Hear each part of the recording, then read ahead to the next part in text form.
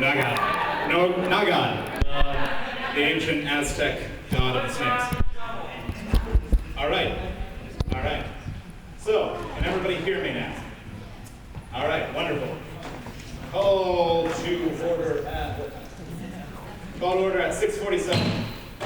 We begin with roll call. Gotta get a pen out. You did? Oh, you got pens. Yes. Bergman. Buba. Lewin. Brown. Brocklow. Bird. Caruso. Casal. Shen. Chow. Cognato. Convoy. Conrad. Cormier.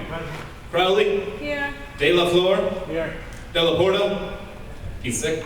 DeVecus. Electricone. Fiedler. Franconi. Ghanem. Gopal. Hignam. Himes. Hughes. Johnny. Kugler. Kundu. Lavoy. Lim. Lutz-Garenigam. Malenki. Oh yeah, she resigned. Maxwell. Magnabo. Myers. Ing. Ortiz. Patel. Patron. In the hallway. Perez. Porcello. Price. Puglisi. Rana. Romanev. Ryan. Riff. Sazonov. Seeley. Shane. Shane? Are you here? Where'd she go? Did we lose her? She was out for pictures, okay. Yes. Where was I? Sponzo. Terpstra. Valverde. Vieira. Wang. Wisniak. Wonderful. Now we'll move into public comment. Is there anybody who would like to be recognized for public comment? Yes, my lovely person from Concord who was here last time. What was your name, just for the record? Donna. Donna. I don't know why I said Donna. You know, we get creative here with our names. You can go here as long as the mic sounds right. Can everyone hear me? Yeah. Great. Hey guys, my name's Donna. I came here 2 weeks ago. I'm with Concord. I'm here to remind you guys of the event that we're hosting with Senator Blumenthal around open source textbooks. The date has actually changed since last time we rescheduled. It's now on October 17th at 12:30 I forgot the name of the auditorium. The auditorium across from the library. Thank you, Dodd Center. Thank you. It's going to be in the Dodd Center, 12:30. We are going to be hosting a forum with representatives from UConcord, Senator Blumenthal, and hopefully also a representative from the administration talking about textbook affordability and higher education affordability. We will be using most of the time for students to come up and tell their stories about higher education and textbooks and to ask any questions to Senator, the administration, or to any of our policy people on the PERG side. So again, it's going to be on October 17th, which is a Friday, next Friday, at 12:30 at the Dodd Center, and we hope to see you guys there. Thank you very much for that. Also, I told him to turn the volume down when I was talking into it like this, but now it goes here, so okay. I'll talk into it like this. Next, is there anybody else who would like to be recognized for public comment? Seeing none, we move into approval of the minutes. Because I have now finally figured out how to find the past minutes, we have them and they're on the agenda. However, I did not send them out in time because I had just discovered them today. So by unanimous consent, I'm going to table those again until next meeting. Is there any objections? You can. Because I didn't send out the minutes, so they can't really review them, and I want us to approve the minutes in an educated way, if that's okay with everyone, by unanimous consent. So, next we move into, yes, an act concerning funding for Yukon Woodsmen. Are there two sponsoring senators for this legislation? Senator Byrd, you are so recognized, and Senator Myers.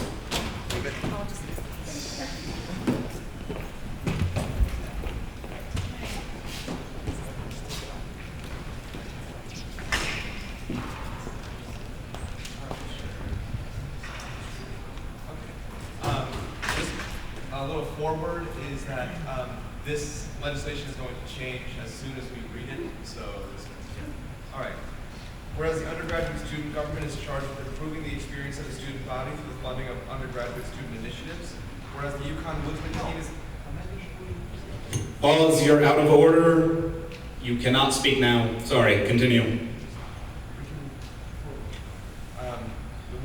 Whereas the UConn Woodsman team is competing at the State University of New York College of Environmental Science and Forestry on October 11, 2014. Whereas the team has a history of success in these competitions and has maintained a consistent high ranking in the Northeast. Whereas the mileage reimbursement for the trip was left off the original budget request.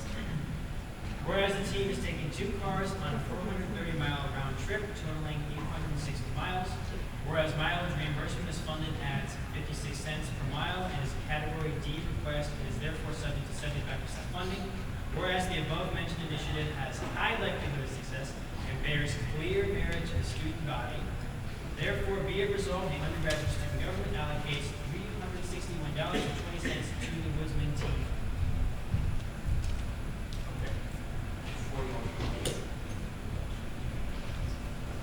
Is that it?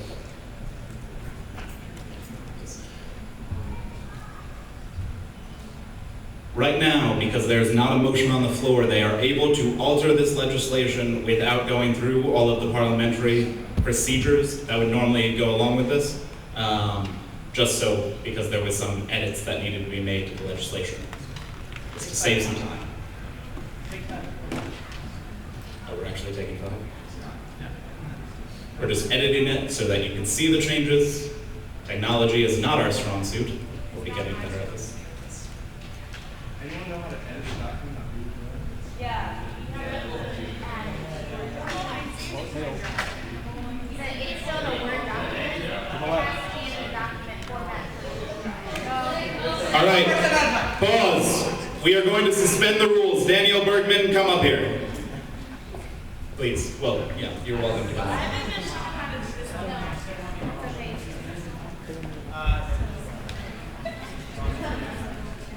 See, once I have a deputy speaker, I'll be able to handle all of this.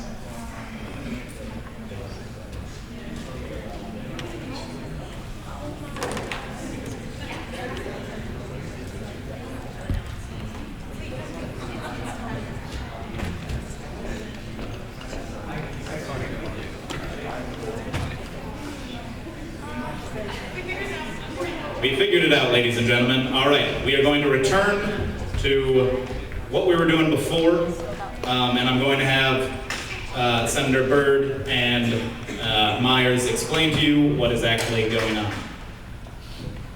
Also, I'm going to have them explain to themselves what's going on. There we are.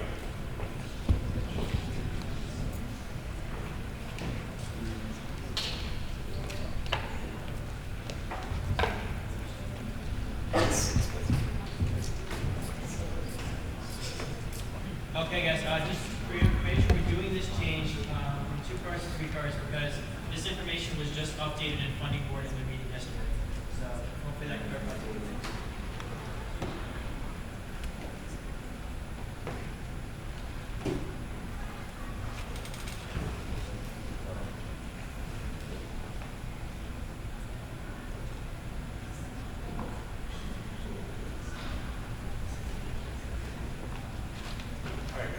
The edits are in red.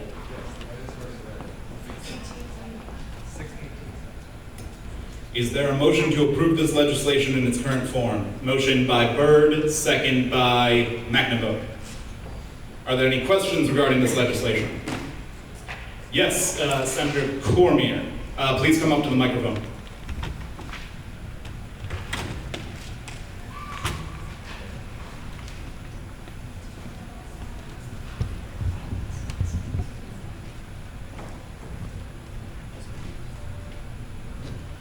My eyesight is not the best in the room. Could you announce to the Senate exactly what the changes were? Yes. So the team is taking 3 cars instead of 2.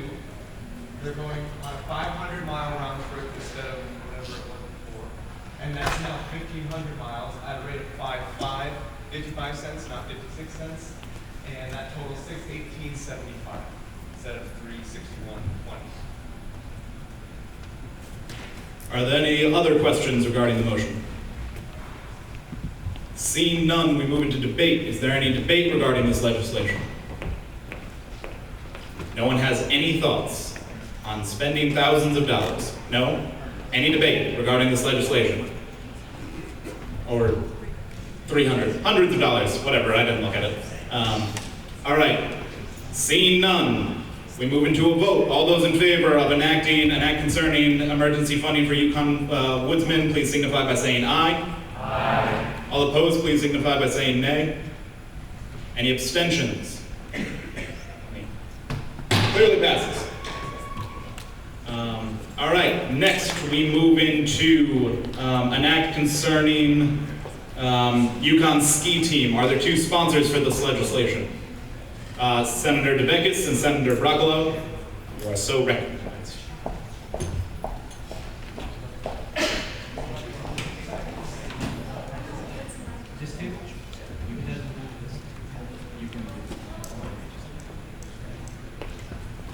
I'd like to withdraw this piece of legislation, just so everybody knows. Yes. Okay, because for whatever reason the sponsoring senators no longer wish to currently have this legislation before you at this Senate, they are moving to just not make the motion to approve it at this moment. It can still be brought up later in different forms. However, just this bill is not being brought up right now. Are there any questions regarding that? Everybody get it? Okay. Well, good. Then we're all set. Yeah, withdraw the motion. All right, now we're moving into reports of the executive. Report of the President, President Price.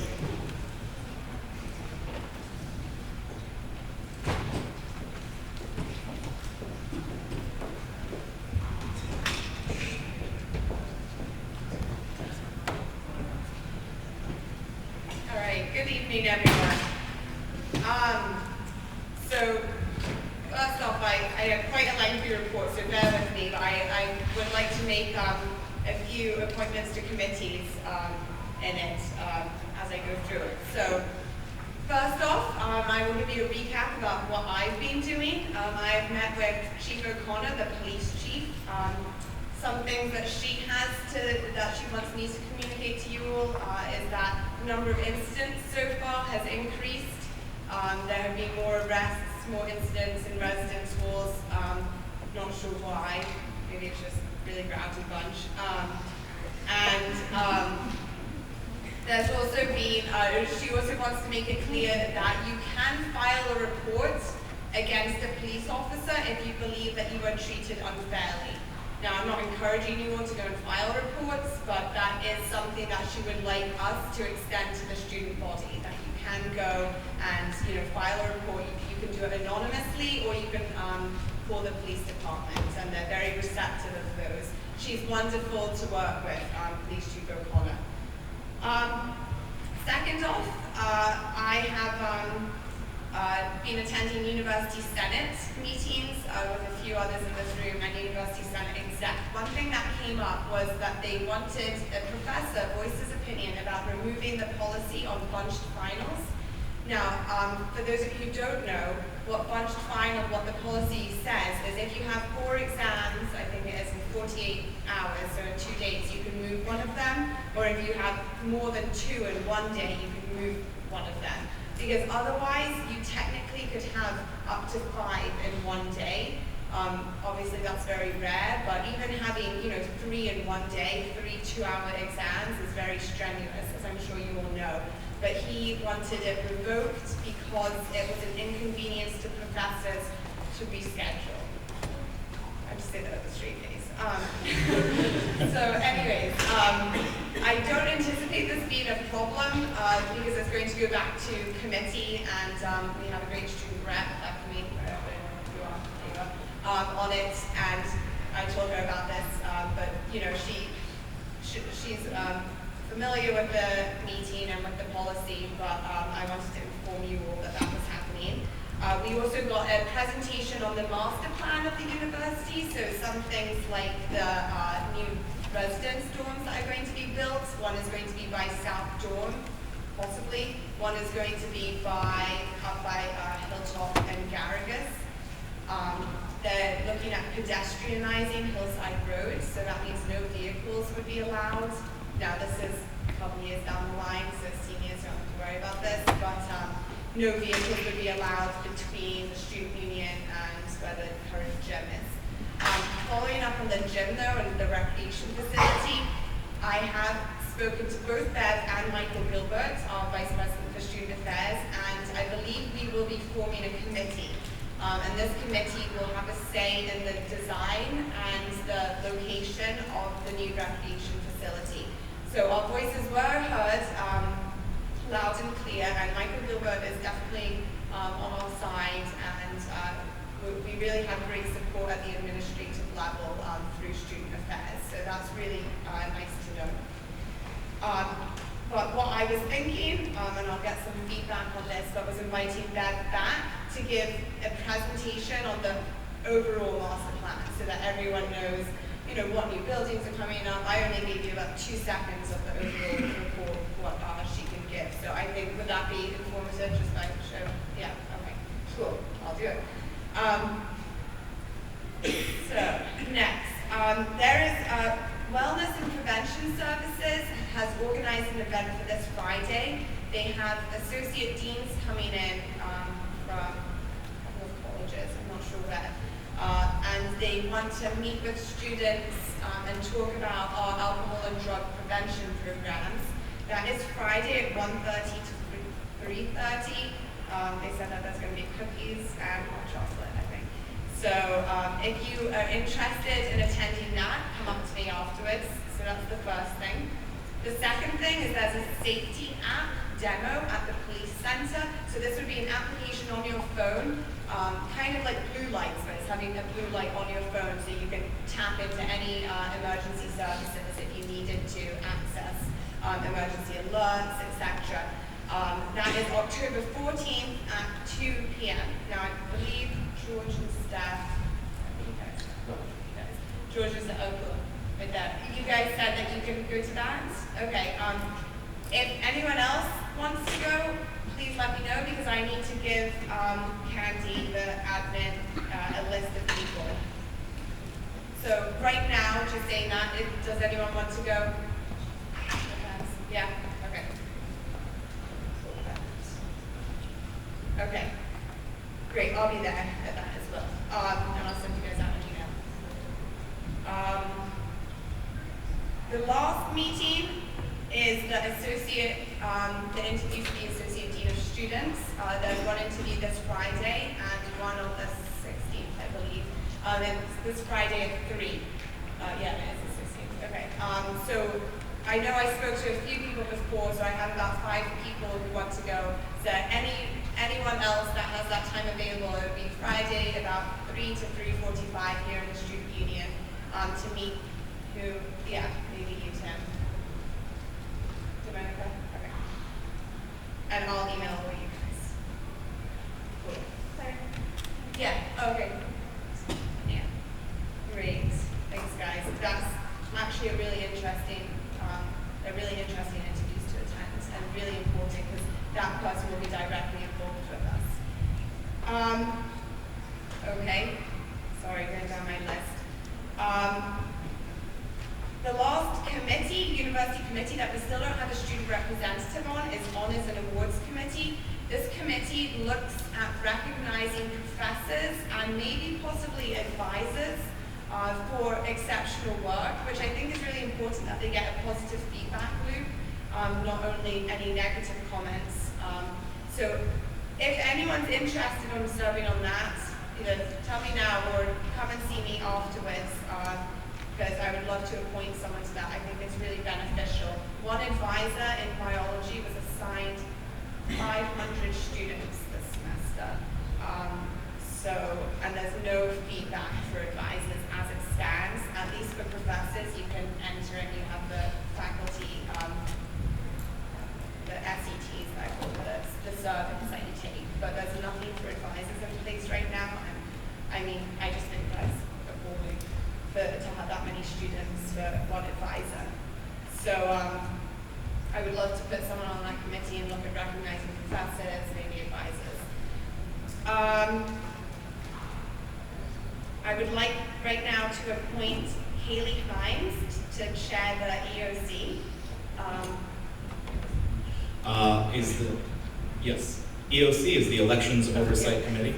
And she was the chair, but we have to renew it every academic year, so she's very well qualified, has already been doing a lot of research and working on this, but this is oversight of the elections that will happen in the spring. Does the nominee accept? Please rise. I forgot that last time. Are there any questions regarding this nomination? Seeing none, is there any debate regarding this nominee? Seeing none, we move into a vote, and you need 2/3 to approve, so don't abstain, or do abstain, do whatever you want. But all those in favor of approving the nomination for the chair of Elections Oversight Committee as Kaylee Himes, please signify by saying aye with gusto. Aye. All those opposed, please signify by saying nay. Any abstentions? Abstain. Clearly passes.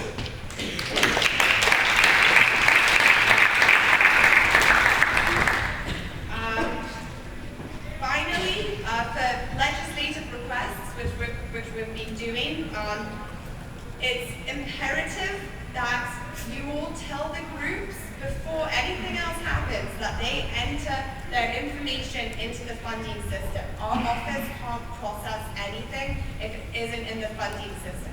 Now, if you need help on that or on telling the groups what to do, talk to Rashida, Funding Board, talk to Paul, he's done this before, talk to me, I'm familiar with it. But we're trying to get the groups to do everything, to put it all in the funding system, so then you can tell Rashida it's all set, ready for Funding Board to review on Tuesday night. Wednesday it can be presented. So that's all who really should be involved. You, the groups, and then you tell Rashida it's ready to be reviewed. If you have any questions about that, see me or Rashida so that we can clarify that. And at any point during the funding system, shoot me an email if you have any questions, because it's easier that than our office staff getting swamped.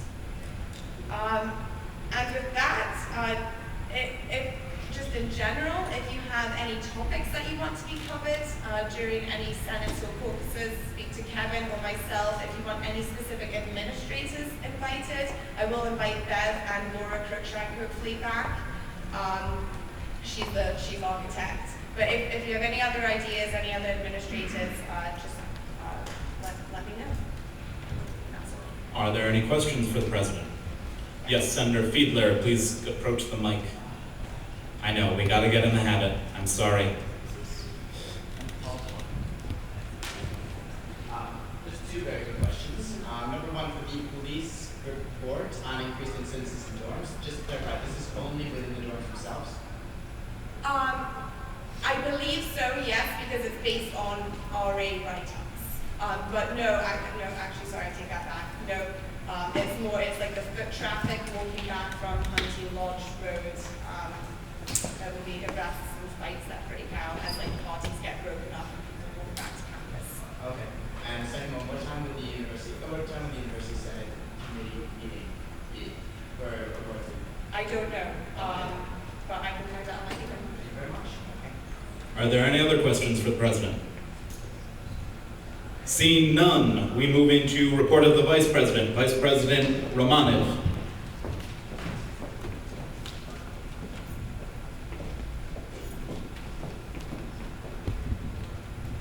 Hello everyone. So for those of you who were here at caucus, as you saw, we have the new kudos system. And I just want to remind everyone, I'll probably post it on Facebook again, the link, it's online, it's a super easy form. And we'll probably send it out in an email along with a reminder with Kevin's email when caucus is and at what time. In this form, anybody can fill it out. If you see someone doing a great job going above and beyond in USG, please give that person recognition. So I encourage all of you to nominate people. So yeah, fill those out. Another thing is that sweatshirts, we still have some in the office, so if you wanted one, I'm not sure what sizes we have left, but just walk into the office and Dawn has those, they're $10. And if they don't have your size, just let us know because we'll probably be ordering some soon, so we just want to make sure we have the right counts. Senators should be doing office hours, it's a requirement.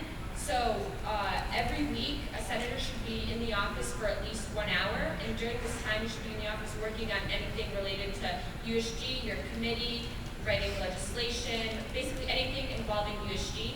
And if for some reason you don't have anything to do, we'll be posting like directions for question of the day and different things that you could be doing, talking to constituents during that time in the union. So I will be starting to monitor those, and I'll be posting up a log in the office where you basically, when you go in, you sign in, and you just write the date and the time, just to make sure everyone's doing that. And please post those onto your website. So we'll be checking those. So just plan ahead when you want to do your office hour. And then the last thing is that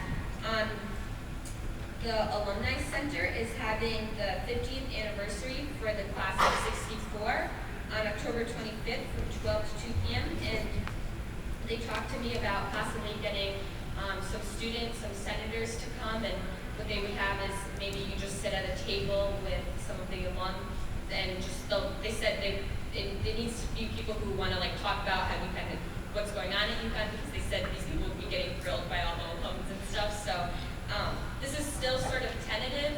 She doesn't know, the person organizing the event doesn't know how many people we'll need or what sort of the logistics are, but if this sounds something you're interested in, and if you want to talk to people about UConn, come talk to me, let me know. And again, the event is October 25th, it's a Saturday from 12 to 2, so make sure you're also free on that day if that's something you're interested in.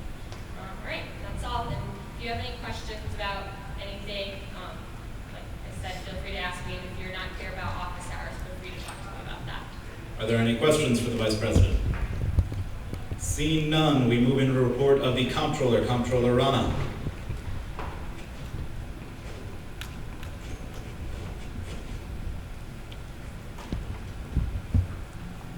Good evening, everyone. So over the course of the week, Claire and I met with the CFO of University of Connecticut, John Biancamino, and we talked a little bit about the university budget as well as the future plans for the position of the CFO itself. So there have been interviews going on last Thursday and yesterday, which was Tuesday. They interviewed a couple of candidates, and they might be interviewing a couple more. I'm not sure about that. I can get you the details if that's important to you. And based on whoever is selected, they will start, based on their availability. But John Biancamino has told us that, in whatever capacity Susan Herbst needs him, he will still, play an active role in whatever is needed from him. We're going to try and set up a few more meetings with him just to try and talk to him about a couple of other things that, the administration might be able to help USG with in regards to their budget as well as our. So that's happening. The funding spring 2015 applications closed. We got all of our numbers and stuff, so the funding board chair will talk about that. And then just one nomination for Deputy Comptroller. I'd like to nominate Stephen Porcello as the Deputy Comptroller. Does the nominee accept? I do. Are there any questions regarding this nomination?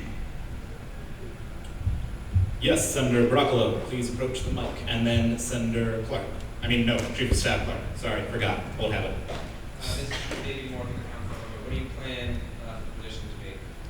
So, as I sent out to the entire USG Senate, the Deputy Comptroller is going to be helping a lot with making sure that the committee budgets are up to date, that those things are being done efficiently, making sure that if there was ever a time to attend a SBAC meeting, or if there was a time to attend an exec meeting, or attend any meeting in which I won't be able to be there in full capacity to be able to assume that role.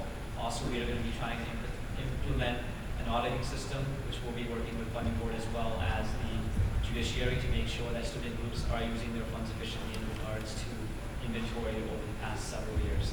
Those are just a few of the responsibilities that we are assuming of the Deputy Comptroller, as well as being in contact with student groups in regards to any type of questions about their funding. Are there any other questions regarding this nomination? Oh yeah, Justin Clark. Chief of Staff Clark, Lord Protector of the Realm. I think I know the answer to this question, but is he going to be able to keep the Senate seat? Yes. Because we've had, like, when Roma was appointed deputy chief of staff, she was asking about her Senate seat. Yeah, this is like. The reason that Roma had to is appointments of the president had to give up their Senate seat, but he does not. Okay. Just so everyone's aware. It's not going to, per se, increase his constitutional power. Okay. Are there any other questions for this regarding this nomination? Seeing none, we move into a debate. Is there any debate regarding this nomination? Seeing none, we move into a vote. All those in favor of approving Stephen Porcello as Deputy Comptroller, please signify by saying aye. Aye. All opposed, please signify by saying nay. Any abstentions? I abstain. Clearly passes.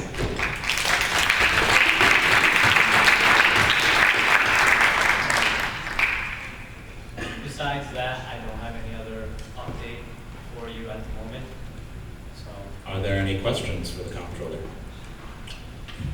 Seeing none, we move into report of the Chief of Staff. Chief of Staff Clark, Lord Protector, Hand of the King, Protector of the Realm, Sir Justin. Okay, first thing. How's everybody? We are having a USG member event. It was planned by Julie Chen, our membership director. It's going to be a corn maze. It's Saturday, October 18th in South Windsor. There's a big farm, I think, that does a big corn maze. I've been there before. It's pretty big. It's not like a kiddie corn maze. You can get lost in this corn maze. So, for those of you who might think it should be fun. It's from 2:30 to 5:30. We're gonna have a bus from Yukon to South Windsor. So it's during the afternoon. Probably doesn't interfere with anything you're doing. Definitely, I'll send out an RSVP so that we know who's coming. So that we know we're getting enough people to come bother running the trip. It should be fun. I'll be there. I probably won't take the bus because I live 10 minutes there, but yeah. So just look out for that email. Be aware that it's happening October 18th, Saturday, 2:30, 5:30. Okay. Second thing, Park for beer. Who got my email? Sign up for Doodle. I show of hands. Then, why have only 20 people signed up? Shame. That is shameful. I'll be quite honest with you, that's shameful. Right? We're supposed to be an organization, and that is an event that we're putting on to reach out to our constituents, which is your one of two jobs you have. One job that you have is reaching out to constituents. The second job is coming to Senate. You have two jobs. A little bit more than that. I'm simplifying, but you have two jobs. So, why have only 20 of you signed up? Please, hold on. Please sign up. The Doodle, you've gotten at least 2 emails with a link to the Doodle. In fact, I want to see you all doing it right now. Pull out your cell phone, pull out your laptops, sign up for Park for Beer right now. I'm going to stand here for about a minute until you. If valid excuses have been given to the speaker, you are all set. Yeah. The rest of you, shame. Yeah, and I was going to say, those of you who can't do 2 things. You can't, number 1, come, or number 2, come for the entire time. You need to submit a valid excuse because, again, it is an event that USG is putting on, and we really need people to be there. Because I don't want to be the only one left at 10 o'clock at night. That's not fair to me. I have better things to be doing as well. But we all need to be there. So. After that pep talk. You get ice cream. It's a fun event. It's a long time. Okay, who's signed up on the Who's not signing up? Your name's to not right up. now? Your I'm not name's going to- Yeah. Look, there you are. So who's not there? A lot of you.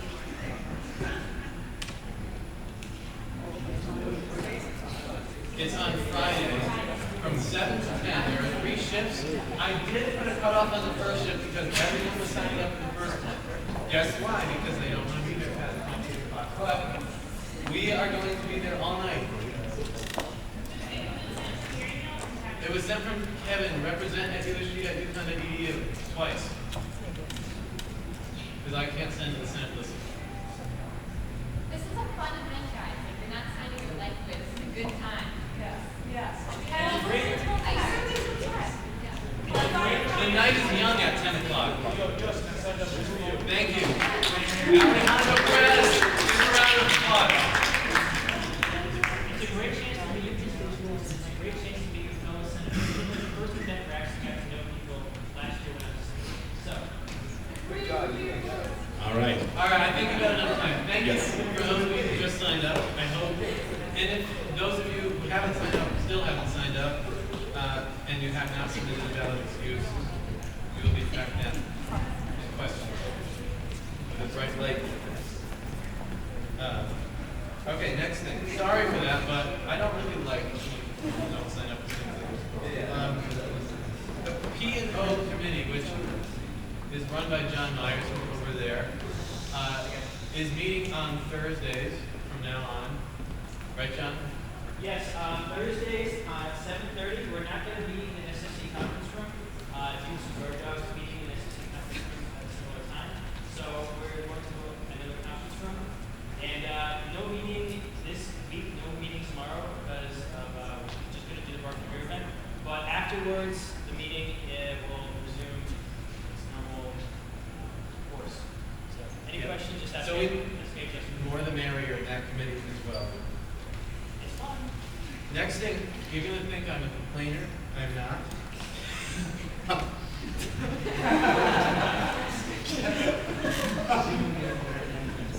Yes.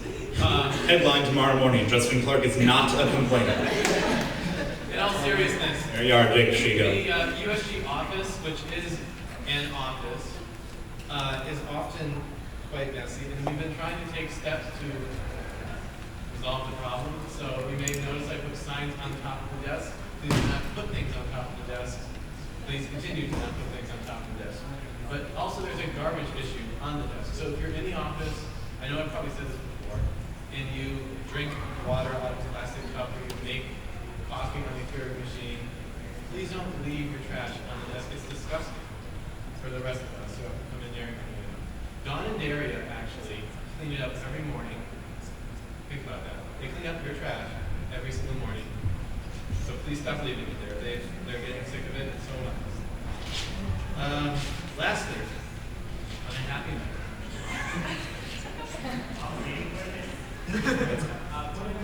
Yes. Yeah. Point of information goes to me, not to him. Okay. So to you, in regards to Yes. yes.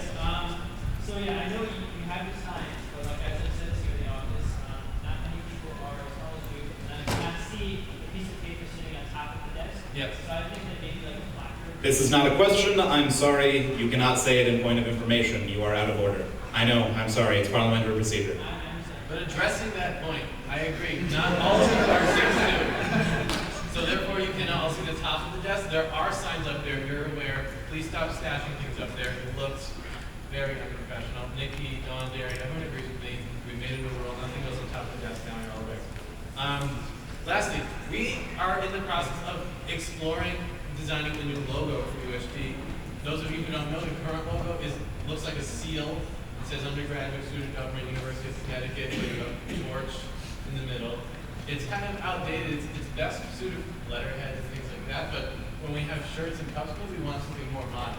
So, and I did have the PR director have an artist actually draw up a logo, but exec doesn't like it. So we're looking to get ideas from the Senate. So we're having a contest. For those of you that are interested, I'll wait until you're done having your little laugh. Okay, this report is going on very, very long, so I'm going to need you to speed it up. I'm almost done. All right. I'm sorry. So we're having a logo contest. Those of you who want to submit an idea for a logo, you don't have to like professionally draw it up on Photoshop or something, but an idea, you'll get bragging rights that it's your logo that USG is using. USG's logo is you designed. So I'll also send an email about that out to everyone. But we really want people, because we need people that are really creative to come up with something. We do have to have the torch in it though. That's something that we've decided is going to be kind of our mark. But any way you want to implement the torch in the logo is good. So you can send them to me, but I'll send out an email with better instructions probably tomorrow. So thank you. I apologize for the long and cantankerous report, but it was what I did. So. Are there any questions for the Chief of Staff? Seeing none, we move into a report of the legislature. Speaker Kevin.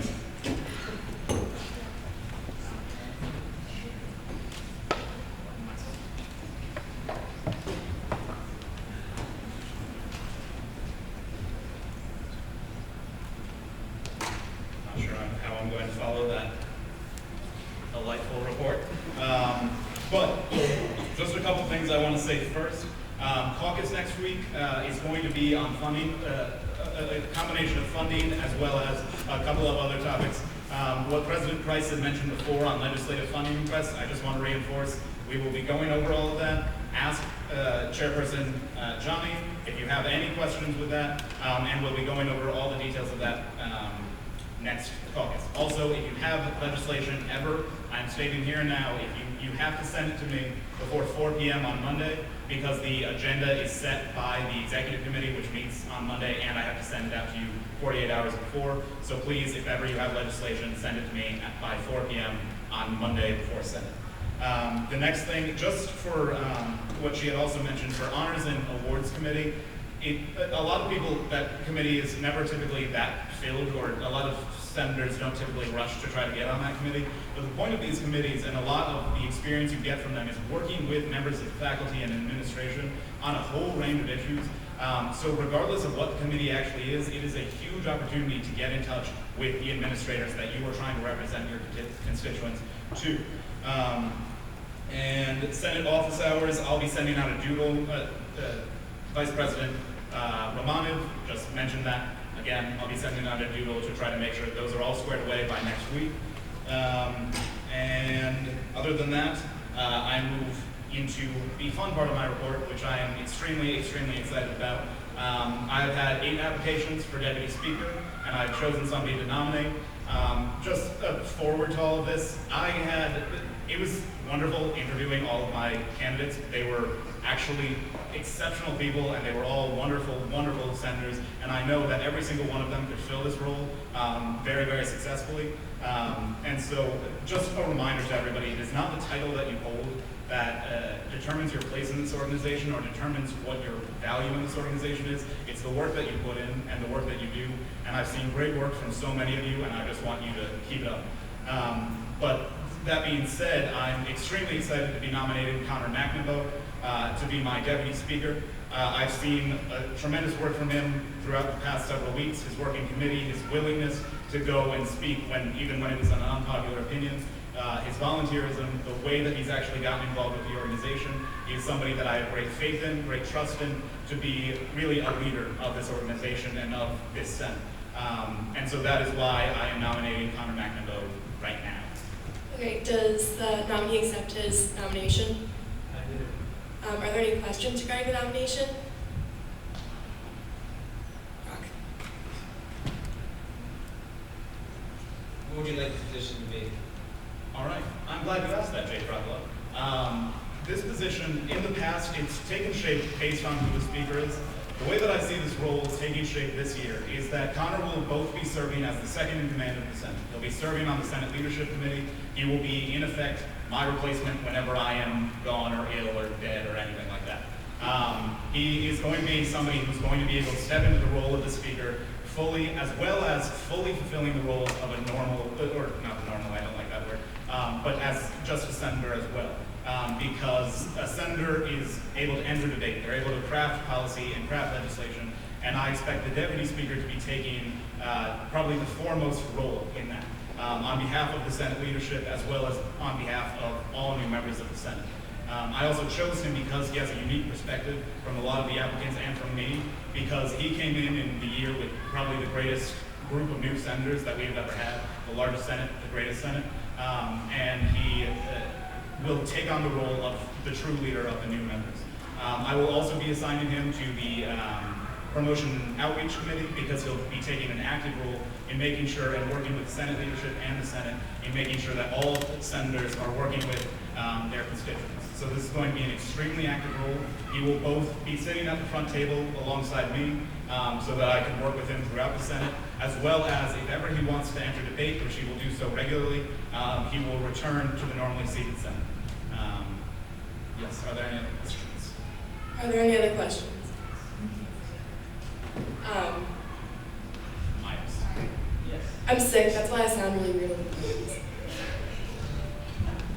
You have to stand for that. I have to. Okay, question for the nominee. So that sounds like just a pretty lengthy, dedicated list of qualifications that Kevin laid out, or Mr. Speaker laid out.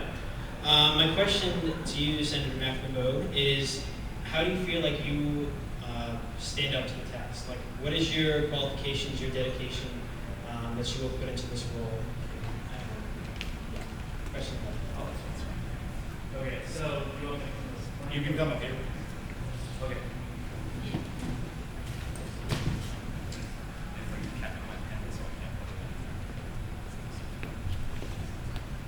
So as Kevin said, all of the other people who applied for this training qualified, and I see the qualifications that I bring to this position, or will bring to this position, are many of the things that I learned in high school, because clearly I'm a freshman, and clearly there's a lot of things I still need to learn about USG and how it works, which I can see as an asset in terms of building a relationship with all of the new incoming senators, as well as Kevin. And in addition to, like I said, what I bring from high school, I was president of my class. I served on quite a few boards that actually use parliamentary procedure, so I'm aware of just logistic things, but also in terms of crafting policy and through organizations like Model United Nations, as well as debate skills and on-trial and Model UN debate things too. So, does that answer your question? Yes. Are there any other questions? I'll stay here. Can No, you will not. You go there.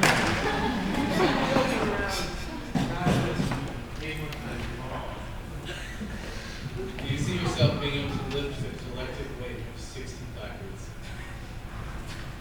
Actually, the first thing that I plan to do is hit the gym daily. So He also rose every morning at 4:30 a.m. A boat in water. Are there any other questions for the nominee? Anything?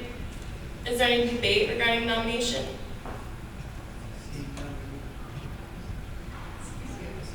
Seeing none, we'll move into a vote. All those in favor of appointing Connor McNamara to the Deputy Speaker position, please signify by saying aye. Aye. All those opposed?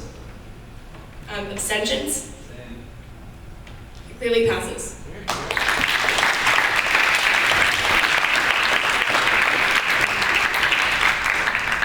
Now he gets to sit next to me whenever he wants. Other than that, I don't remember what else I was going to report to you. Pretty sure that was it. The biggest thing was just I need a deputy really, really badly. And now I'm really excited because I have one. So yeah, if you ever have any questions on anything, please talk to me after. And you can also, she's going to ask me, are there any questions for the speaker? He's going to ask if you have any questions for me. are there any questions for the speaker? Stephen Corso.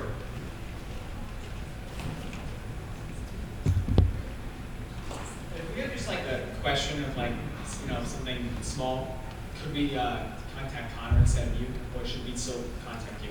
I would say, I would typically recommend always CCing me on anything you have, but I would actually recommend contacting Connor very frequently because he'll be just as able as me to answer most questions, particularly more normal ones. And then if it's something that he doesn't know, then you can ask me or he'll send you to me.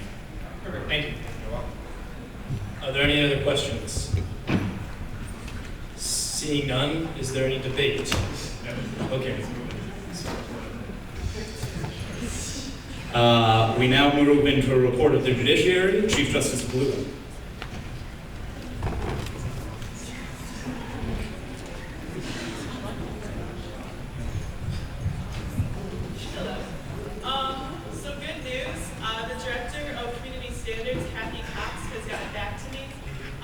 we're scheduled to meet with her on Friday, October 17th. That's next Friday. So Deputy Chief Justice Stern and I are going to be in a meeting with her. We're going to ask her about the procedures, and then we're going to propose the partnership with her. Before that meeting, the entire Judiciary is going to be meeting with Joe Brady to discuss questions and other concerns that we're going to bring up at the meeting with Kathy. So the entire Judiciary will have a hand in that. So everyone's viewpoint will be heard at the separate meeting on Friday. Also, I found information on community standards regarding the Judiciary. There was a student board in 2008. It was called the Student Board of Academic Misconduct. So, I mean, what we're proposing is not a new and controversial issue. It has existed before. So one of the things we're going to be bringing up at the meeting is why it was terminated and trying to bring it back, extending possibly beyond academic misconduct into other aspects that community standards handles. So, yeah, just I'll keep you updated on what happens in the meeting in the next Senate meeting. Yeah. Are there any questions for the Chief Justice? Ooh, I found the perfect place on my lapel to put this. Okay. Are there any questions? Seeing none, we move into reports of the committee reports. Academic Affairs Chair, Chairperson Lynn.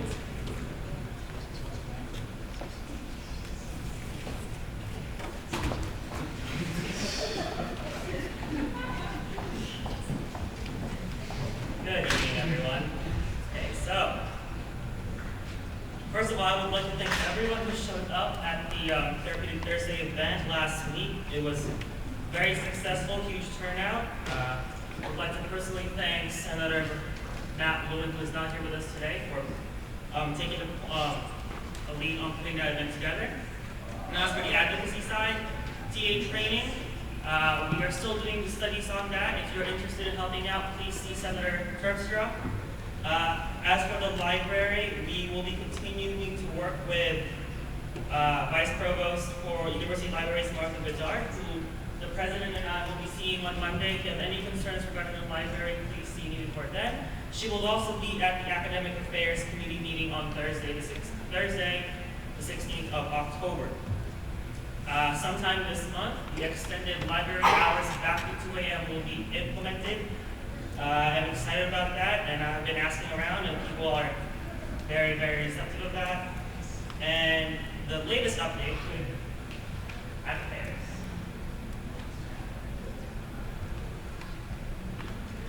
Seeing as there's no texting in this. Give me a second here, folks. It has something to do with student admin. Okay, so after communicating with the UITS and specifically the people who manage the student administration system, I am happy to announce that on October 4th, UITS had implemented a load balancer for the student admin servers. This means that it has higher capacity. If you go back to the login page,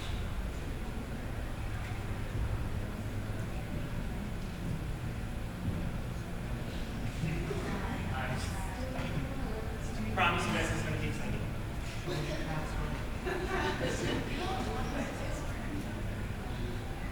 Here we go. Okay, important news for all. I'll be reading it to you guys. Changes were made to the student admin system October 4th to solve problems many of you have experienced. The login loop issue, authorization errors, and kickouts should be eliminated or significantly reduced.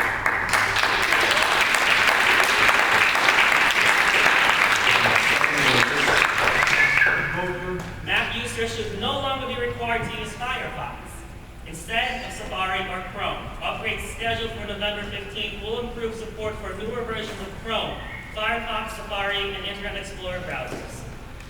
That is what the Academic Affairs Committee has been doing lately, and we will continue to work with these people to make sure that the academic experience at UConn will be as excellent as we all know it to be.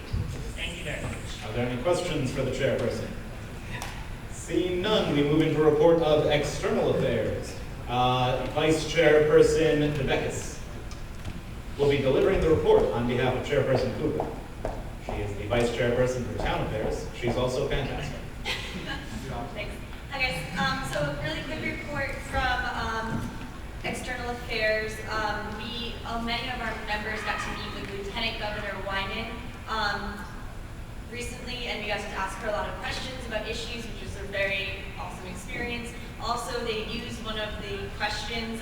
We've been pushing for a lot of questions from students to be included in the gubernatorial debate, which was like airing on statewide TV, and they did that. So that was very exciting. In other news, Chairperson Kugler picked the vice chairs. I am still in charge of town affairs after all these years. Anthony Petrone is our new vice chair for state affairs, and Dan Bird is our new national liaison, so congratulations to them. Also for our committee members, please remember if you sign up to research a specific issue for something that we'll be working on this semester, to bring that research with you on Friday. Are there any questions for the vice chairperson?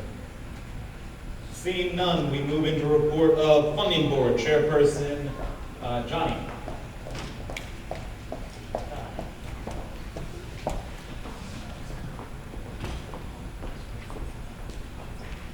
Alright, good evening guys. My report is actually pretty short now because everyone's still back on their but the budget deadline was this past Friday.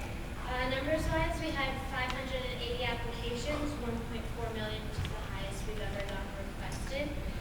Ideally, funding board would like to have them reviewed by the 22nd for next Senate. Ideally. So that's that. Legislative request next caucus.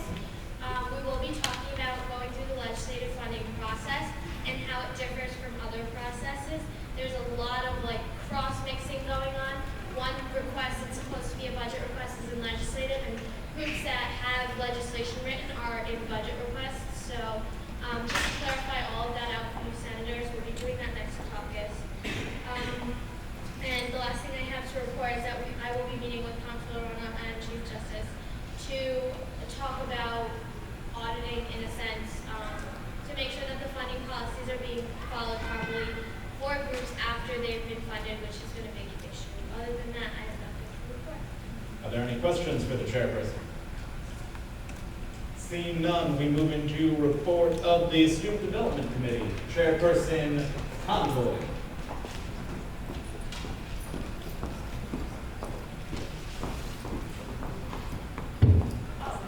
Didn't sound like it was, oh, you need to talk this close to here. All right, I'll make this quick. The whole time I've just been trying to figure out if this on or off. So we're working on we've been working on 3 different videos, kind of out of committee right now. One of the goals for this year, I think USG as a whole, was to work with different people around campus to kind of incorporate them more within the USG culture. So UCTV is actually going to help us make a commercial for USG, and the idea right now, you can imagine it's doing a time lapse of the office on like funding day, doing a time lapse of each committee meeting, maybe like bark for beer, and then putting it all together in like a little 1 minute or 2 minute little commercial that we can share on Facebook and stuff. Also, shout out to the Public Relations Director Emma for reaching out to UConn Communications and Humans of UConn. We're going to be having 2 other videos come out, so stay tuned for those. Open mic was a huge success. Thank you for the people that came. For the people who signed up and didn't show up in the morning, bummer. I hope for Bark for Beer there's a better turnout. Most of the people that came to volunteer actually didn't even sign up on the doodle I sent out. For those of you who came later, we did close it early because the coffee left at 1, and Fairfield Way was just not really busy. So we did get great feedback. One of those things that we're following up on is a panel with my committee and all the cultural centers to get their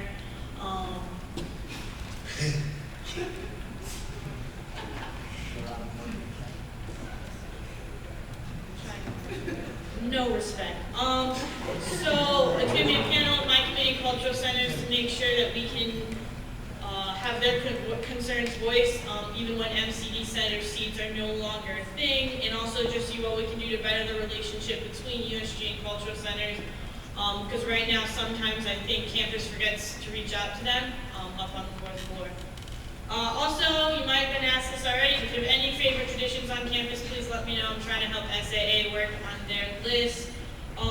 Dominica's been doing a great job of organizing a meeting similar to the one I had on traditions. It's going to be for groups on campus who are currently working on projects regarding sexual harassment, assault, awareness, and prevention.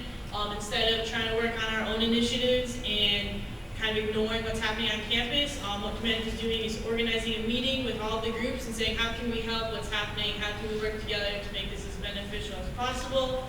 And also, lastly, big shout out to the committee. I've gotten a lot of positive feedback, especially after the Daily Campus article was out. That's the first time we were covered this year, and so first time a lot of people heard of our ideas, and everyone really loved it, administrators, students alike. So keep it up, student development. Maybe the other committees will catch up to us. Probably not, because we're killing it, but that's my report. Are there any questions for the chairperson? Yes, Senator Hughes. Oh, you got it. I did get it. I know all of you. I would probably know the answer to this, but for the panel, are you going to include Veterans Affairs? They're not technically a cultural center, but it's kind of a culture of this. We definitely should. In the next committee meeting we'll be having Monday, we're going to be going into detail about this, so for anyone who has concerns like that or such, please come Monday at 6:30 because we're going to plan it all out. Are there any other questions for the chairperson? Seeing none, we move into a report of Student Services Committee, Chairperson Hines.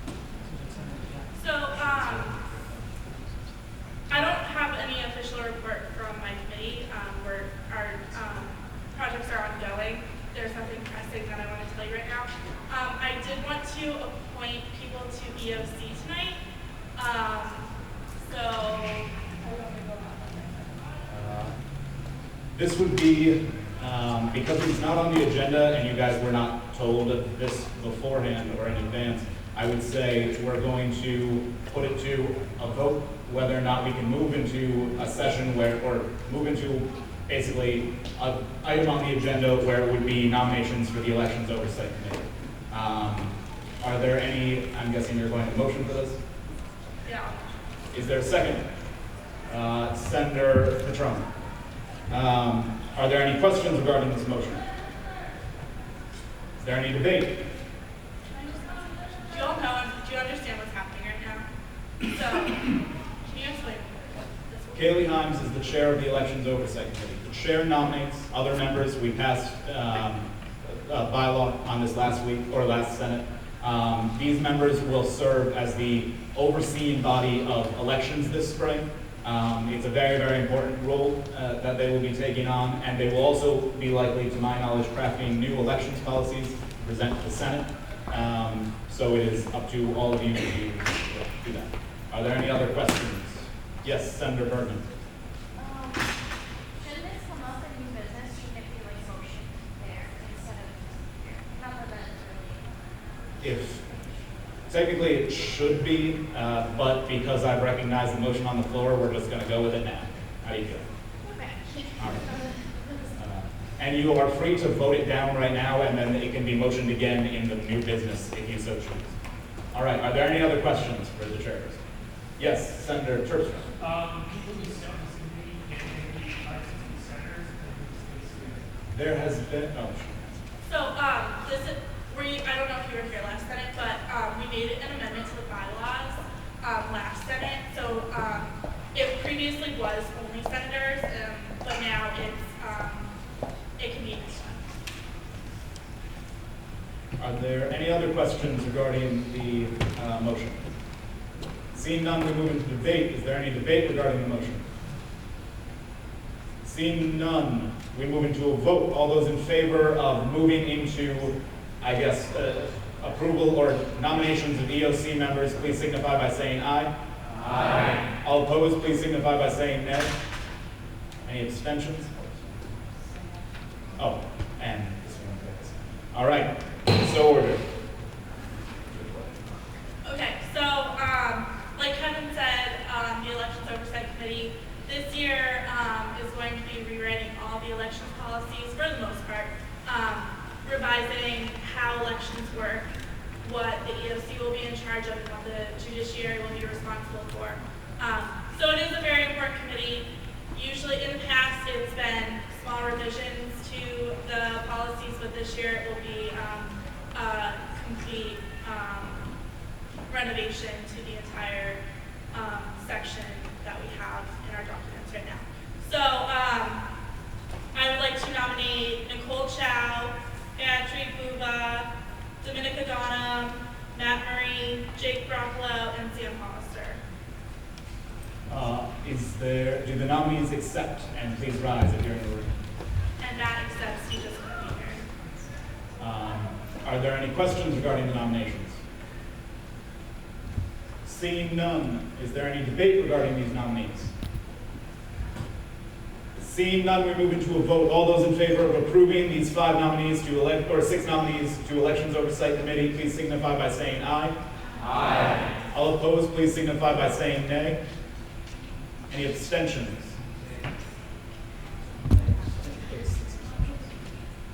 Clearly passes.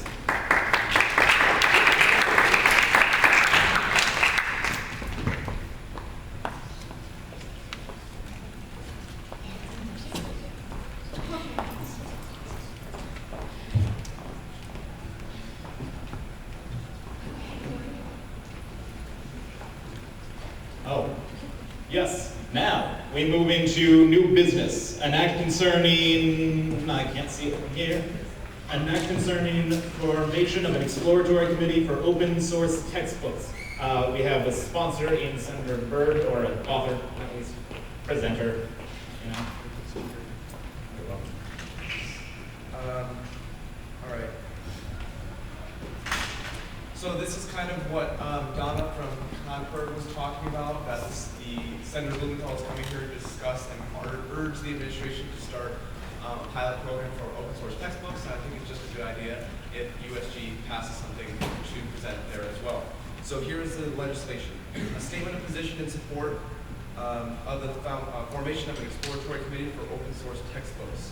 Whereas textbooks are an essential part of the learning experience in a college environment, whereas students have no input on which textbooks are required for class, nor given advance notice of the cost of the textbook for classes before they register, and therefore have no choice in prices paid, whereas many students opt not to buy their textbook at all, rather than pay the often exorbitant prices set by publishing companies, often undercutting their own learning.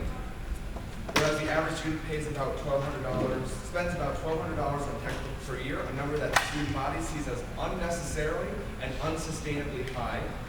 Whereas new textbook editions come out frequently, some as often as every year, forcing students to purchase new textbooks at high prices rather than having the option to purchase used textbooks. Whereas textbook prices have increased 812% over the past 36 years, which is 4 times the rate of inflation, which is faster than tuition, healthcare costs, house prices, all of which have increased faster than inflation. Whereas the open source textbooks offer a comprehensive solution by providing free material online that is easy to access and affordable to print, written by education professionals under an open license.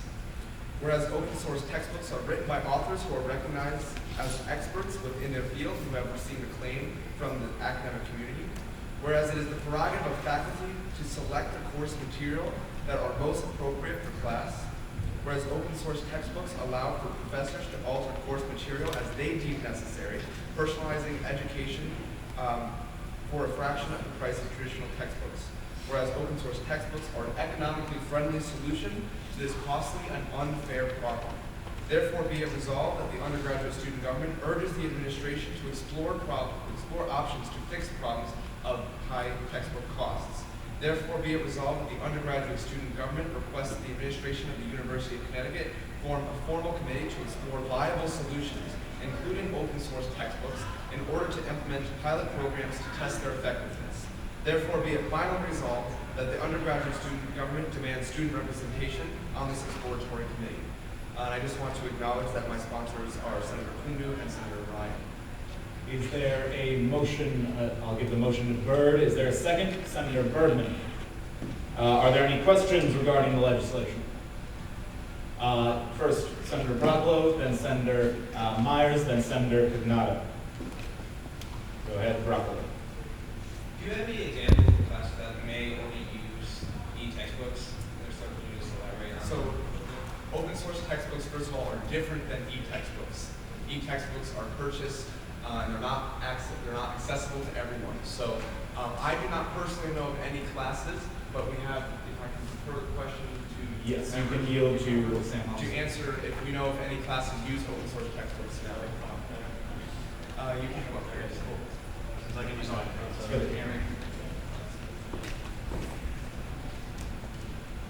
So, I'm not sure if there are any specifically on at UConn currently that use open source textbooks. I know there might be a CSE class that offers it, but at the University of Minnesota, who actually implemented a pilot open source textbooks program there, they've been, part of their pilot program has been collecting a library database of open source textbooks that are written, and I can guarantee that there would be an open source textbook in that library for probably every class that everyone in this room is taking right now, from introductory level classes, some of the more like higher level ones, maybe not. But those could be written, so like your intro to economics, micro, macro, all of your biology books, all of your physics books, they're all open source options for those, already written and already available. Just not implemented at the University of Connecticut yet. I can name other universities that have implemented it already.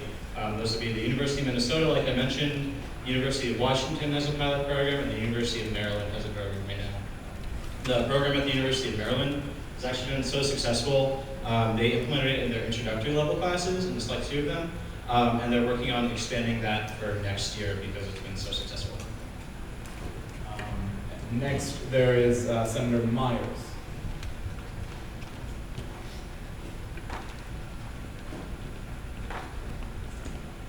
And if you want to be added to the questions list, just raise your placard.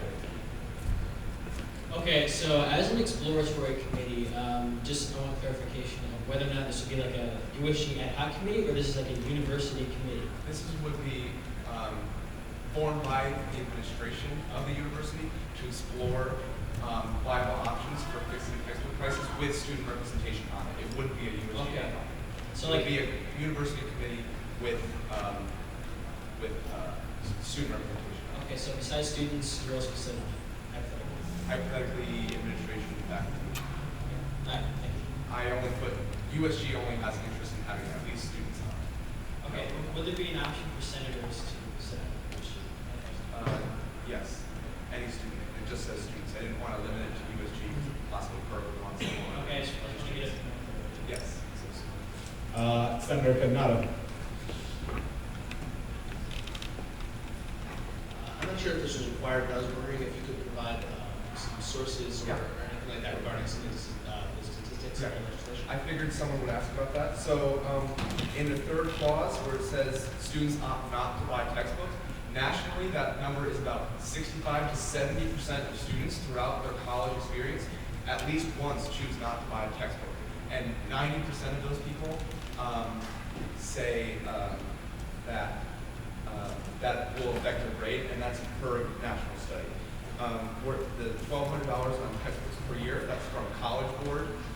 So that's a College Board study that was done. And then in terms of the inflation, the 812%, actually you can pull up that chart now, Eliza. That was a per national study as well. They did a lot of research over a lot of years and determined that textbook prices have gone up about 812%. I actually have a chart. This is since 1989, so this is a little smaller window of time. But this is PER's research shows that green line is inflation, and textbooks have exponential, the price of textbooks have exponentially increased since 1989.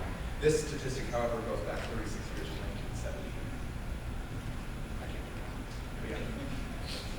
Senator DeVettis.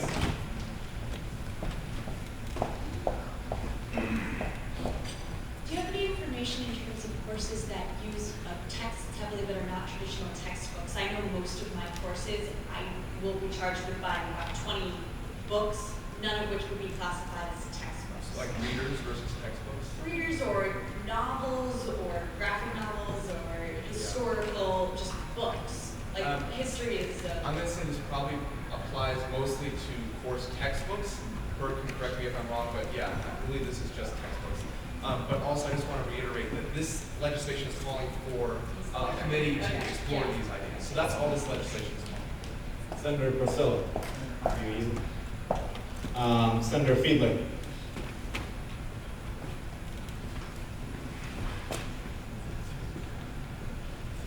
This question comes in two parts, and they are quite related. Number one, what has stopped the administration itself from forming such a committee if need is such a large need?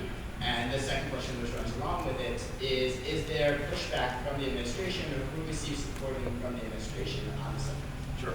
So I don't think there's anything that stopped the administration. I think this is something that's kind of coming to fruition now, that students are now calling for this. So I think the administration hopefully will work with us. So I don't think there's anything stopping them. I think this is just now becoming kind of on the forefront of student problems, where we are hopefully going to announce that we want this problem fixed. Berg is working on this, so nothing's really stopped the administration. We just want them to start. And what was the second?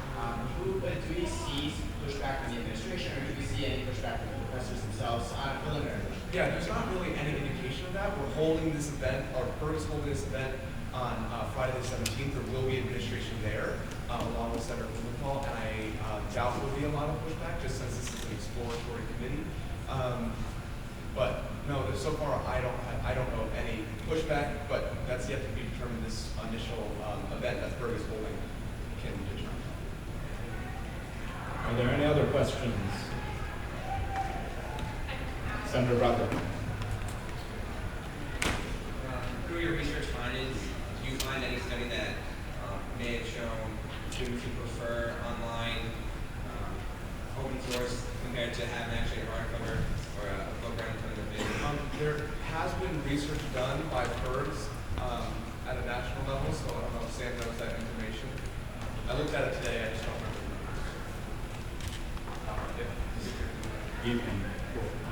numbers. Also, you can turn the microphone around so you're looking at people, because I imagine it's wildly uncomfortable.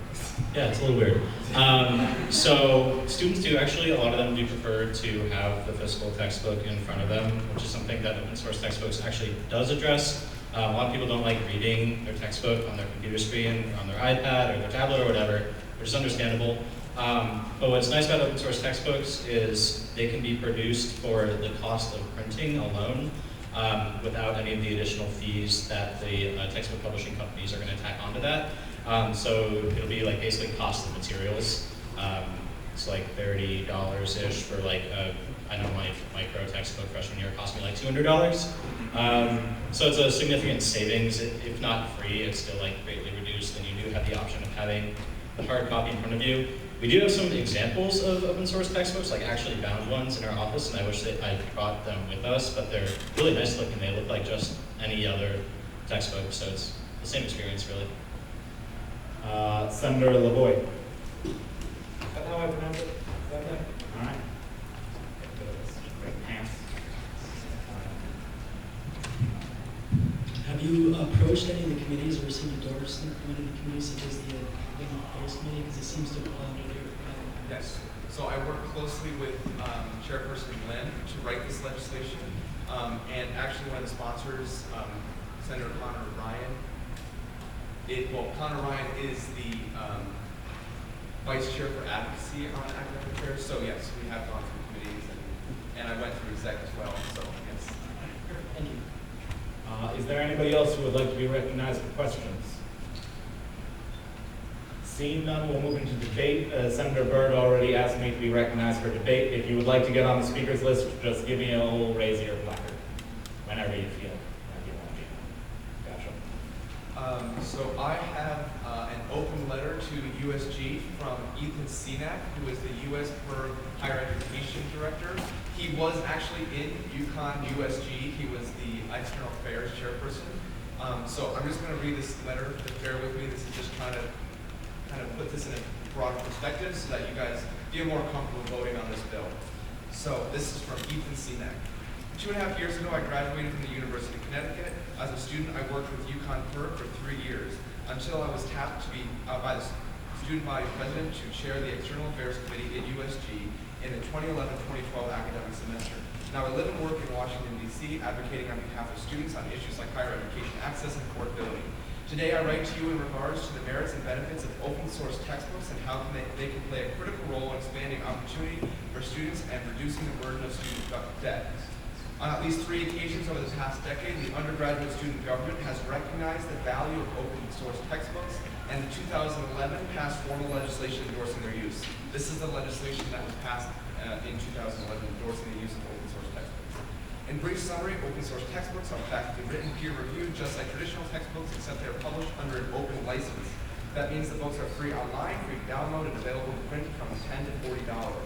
Open source textbooks are customizable so faculty can experience greater interaction with the materials they teach.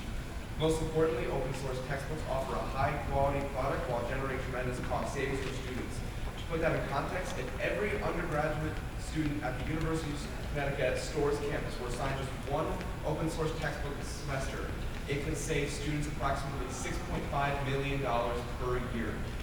So if that's not enough, open source textbooks have been endorsed by more than a dozen newspapers, including the Norwich Bulletin, by more than 2,500 faculty from across the country, including 18 at UConn,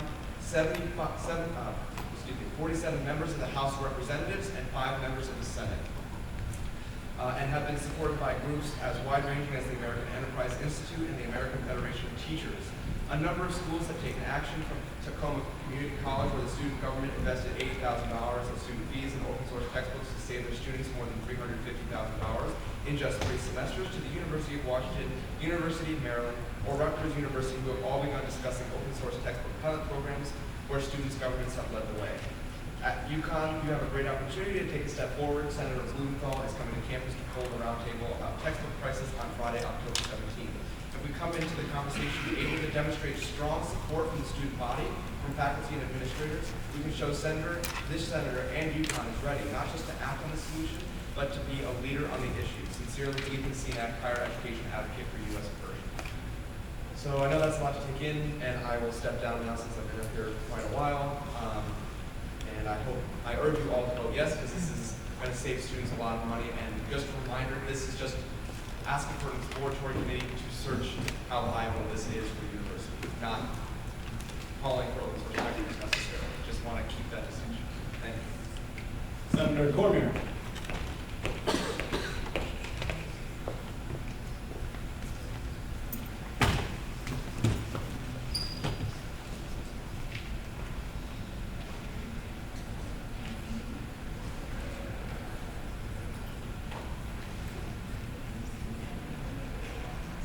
We live in an age where the dissemination of information is at an unprecedented scale. Thanks to the internet, there are YouTube channels dedicated to informing people about history and the sciences. The website khanacademy.com is an excellent source to learn about math and economics, among other topics. Thanks to it, there are middle schoolers who have willingly taken it upon themselves to learn calculus, thanks to this free and open access to information. These open source textbooks and this is all stepping towards a concept that people are beginning to call Aristotle for everyone. The idea that every person can have a free mentor that is able to expertly teach them and help them understand the concepts that we regularly try to grasp in college. And so these open textbooks are an excellent first step in that direction. And so I urge the Senate to vote in favor of this for Aristotle forever. Next, we move to Senator Brockwood. You do not ask to be recognized. Okay, never mind. Is there anybody else? Yeah, both of my people told me that you did. I'm sorry. Maybe you just had a jilty arm. So, is there anybody else who would like to be recognized for debate? No one. Seeing none, we move into a vote. All those in favor of, what's the title of this thing? All those in favor of approving a statement of position to support the formation of an exploratory committee for open source textbooks, please signify by saying aye. Aye. All opposed, please signify by saying nay. Any abstentions? Clearly passes.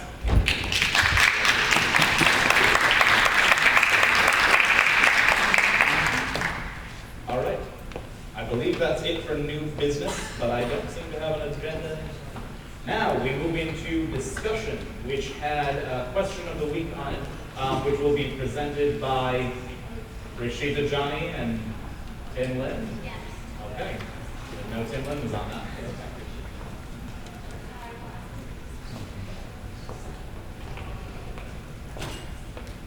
All right, so at the beginning of the year, the executive committee set a few goals for itself that overarching throughout the organization. One of them is branding. Branding, to me, and I believe Chairperson Johnny would agree when I say that it's both material and psychological. Material meaning, shirts, sweaters, giveaways, things that we have the USG logo on, things that we have the USG name on. That's the material side. And on the other side, you've got branding, title president, vice president, speaker, and the senators themselves as well.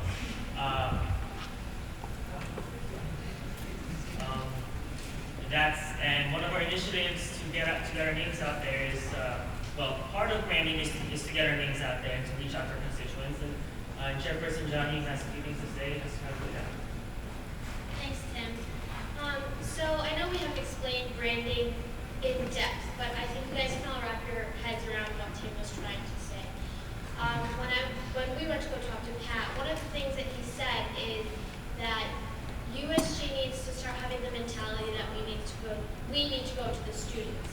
One of the ways we decided would be a good way to implement that is because all senators do have mandatory office hours, they would be required to ask one question to a certain number of students during that office hour in the union and get responses. This time our question is a little bit basic just to see how things work out. Later on we'd like to progress it to have questions that'll help us facilitate or aid any goals that we might have. So the three questions that exec decided would be good to start off on that we would like you guys to vote on. The first one is, what does USG stand for and what is our objective? Second one is, what are the 5 committees of USG? And the third one is, what is one thing that all UConn students should do before they graduate? So what's on your UConn bucket list before you graduate? Those are the 3 we thought would be best to start off with. So, I don't know how Kevin wants to do this. So this is an unusual thing just because we might start doing this every Senate, so get ready. So we're going to, you all know your options on the questions. I know she said them kind of quick, but I think to find, we're going to narrow it down to 1 probably every week. So I'm going to do votes on, oh, this is actually really hard. Okay, so we're going to do a vote on each of the different ones through standing vote initially. By calling division. I call division on these votes. So, do you guys want me to repeat it one more time? yes. Okay. So for option 1. The first option is, what does USG stand for and what is our objective as an organization? All those in favor of that question, please signify by standing. I have a question. I'll read all 3. Okay, we'll read all 3 and see if more than 2 people stand. The second one is, what are our 5 committees what is on your USG bucket list before you graduate? What was the second one again? Oh, I mean, what is on your UConn bucket list? I'm sorry. Are there any questions regarding this very, very strange thing that we're doing right now? Are we voting on which question to ask for this week? Yes. So And then we'll be discussing that question in caucus and the results that you come back with during your office hour. So the objective is for senators to be able to go out into the student unions during your office hour and reach out to the constituents face to face. Senator Broccoli. Yes, this will start, office hours are starting, well, actually, they should be starting already, but this will start officially Monday is when you will be actually required to, like, you'll have your set office hours in place. All right, so any other questions? Senator Ng. So are we who's selecting this? You'll be bringing it to caucus and we'll be discussing it. Any other questions? All right, seeing none, there's not debate, unless you want to debate this. Oh, do you have a question? Actually, I have debate. Okay, come on up. Go up for debate. This is kind of not being run through parliamentary procedure or strict ones, simply because it's discussion. And so, yeah, just stand inside-ish, because you have to ask questions.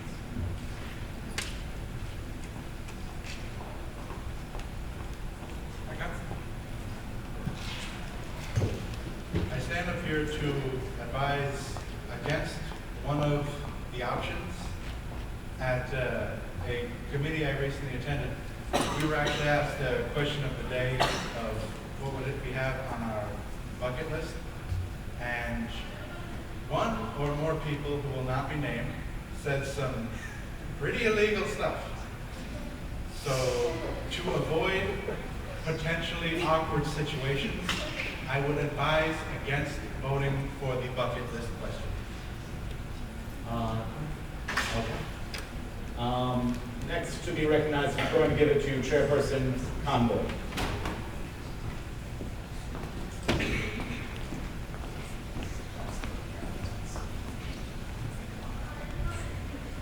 Someone up here. To recognize Senator Cormier's response, I got that list. I read that list. I know exactly what you're saying, those concerns. I'm only going to say that I support that question because it would directly benefit my committee, and any illegal activities, I promise you, we will not tell the student body, hey, you should do this before you graduate. We're looking for positive answers with any question. You can always get inappropriate things. We're in college, it's the nature. Student-student interaction is always interesting though. That's why I would just say, give it a chance. Is there anybody else who would like to be recognized for debate? Seeing none, we're going to go into a vote. Typically, we won't have 3 different ways to vote for something, and this isn't an up or down vote. So we're going to have Chairperson Johnny read the question. After she reads the question, you will vote if you want that question. Question 1. What does USG stand for and what is our objective as an organization? All those in favor of that question, please rise. Got 5 votes. All right. Next, question 2. What are the 5 committees of USG? You do not have a vote. All right. Seeing no more people standing up. Last question, question 3. What is one thing you would, okay. All right. Clearly passes. So that is the question. I will have Chairperson Johnny send that question out to all of you. Even if you're not in your office hours, try to gain student input on that question and come to report it in caucus so that we can, yes, Johnny? The amount of responses you'll be ideally required to acquire will be on the whiteboard. Yeah. So if you don't know where the whiteboard is, it is in the USG office. If you go around that thing of desks, there's a big whiteboard right there. It's very nice, and we write things on it because it's a whiteboard, and that's its purpose in this way. Thank you, everyone. All right.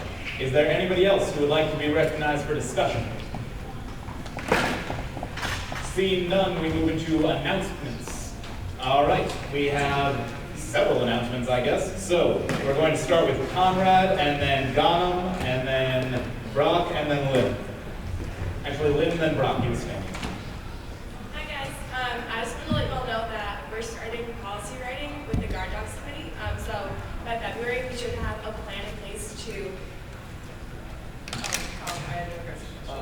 That's good. Sorry. I know we're going to have a plan in place with the administration, but because we're just starting this Thursday, if you have any suggestions or comments about what you think Guard Dogs should include now, or anything you've seen from other universities, we'd love to have all that feedback. So if you can email me that, text it to me, or find me in person, I'd love to hear all your input on that. Thanks.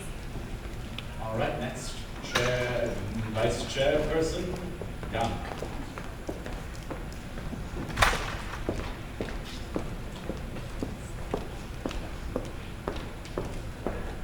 So that meeting that Rachel was talking about with all the groups on campus who are working on sexual assault prevention and awareness, if anyone knows people in organizations who are working on that issue, can you let me know or have them contact me, because I want to invite them to the meeting.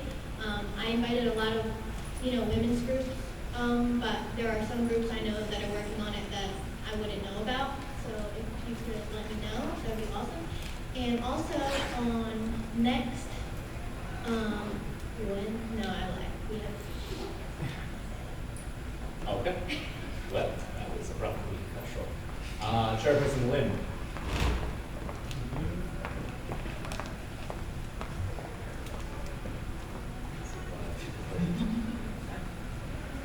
First, anybody in the room taking, this is going to be weird, but this is going to be part of the advocacy side of affairs.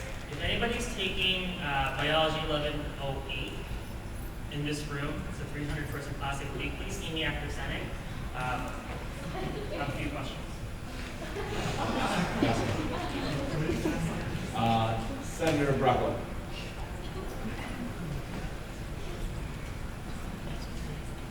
There is an issue lingering over my head that you may or may not be aware of. But if you're curious, if you don't know what the issue is, see me after Senate. I don't want to say anything. And if you do know what it is, please, I need feedback. So see me after Senate if you're curious. You know what I'm talking about. I've said it plenty of times before, so please, if you're curious, come see me. It'll be the most effective way. Thank you. First of all, that was brilliant, because I'm really curious. Next, Senator Ng.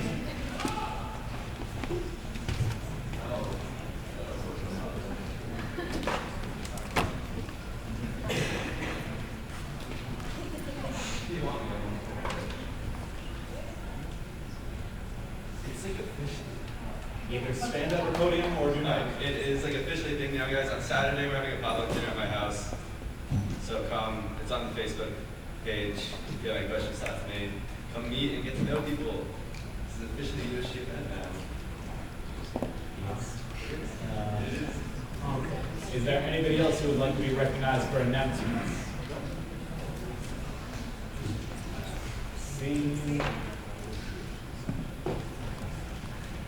Seeing none.